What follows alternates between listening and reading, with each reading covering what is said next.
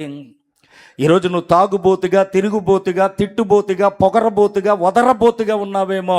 ప్రతి పోతు ఆయన ముందు నిలబడగలిందే. ఆయన ముందు నిలబడాలి. ఆయన అప్పుడు మన క్రియలను బట్టి తీర్పు తీరుస్తాడట. దానియేలు గ్రంథం 5వ అధ్యాయంలో బెల్షాజర్ అనే రాజు ఉన్నాడు. తను పార్టీ చేసి ఉపపత్నులను, మంత్రులకి మందు పోయించి హాయిగా ఎంజాయ్ చేస్తూ ఉండగా కిక్కెక్కలేదని చెప్పి, ఒరే ఈ పాత్రలో తాగితే మందు ఎక్కలేదురా, మా బాబు యెరూషలేము నుంచి తెచ్చిన దేవాలయంలో పాత్రలు పట్టరమ్మని ఆ పాత్రలో మందు పోసుకొని తాగుతుంటే దేవుడు హస్తం గోడ మీదకి వచ్చి లెక్కలు కట్టేసింది. మెనే టేకిల్ ఓ పార్షిల్ కట్టేసింది. అంతే, తాగినంతా దిగిపోయింది మనోడికి.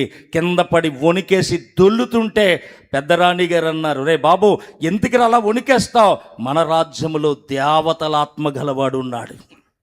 దానియేలు గారు ఉన్నారు, పిలిపించాడు. ఏమండి పిలిపించి ఏమన్నాడు, రాజా నీ లెక్కలు కట్టేసాడు దేవుడు అని చెప్పాడు.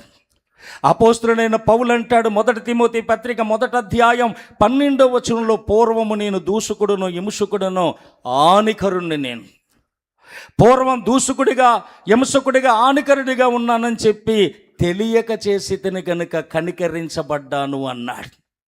ఆయన ఎలా చేశాడట, తెలియక చేశాడట. మరి బెల్షాజర్ ఎలా చేశాడట, తెలుసుండి చేశాడట.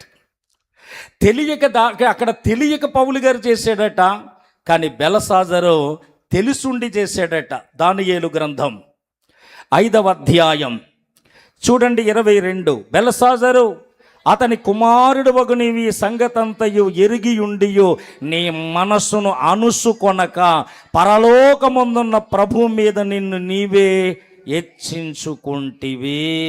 ఆ కిందకి తర్వాత చదువుకోండి. ఈ సంగతిను వెరుగుండి నీ మనస్సును అనుసుకోలేక చేసావు గనుక లెక్కలు కట్టేశాడు దేవుడు. మెనే అనగా దేవుడు, టెకేల్ అనగా తూకం దూశాడు, పార్షిల్ అనగా నువ్వు తేలిపోయావు, నీ లెక్కలు కట్టేశాడు అనగానే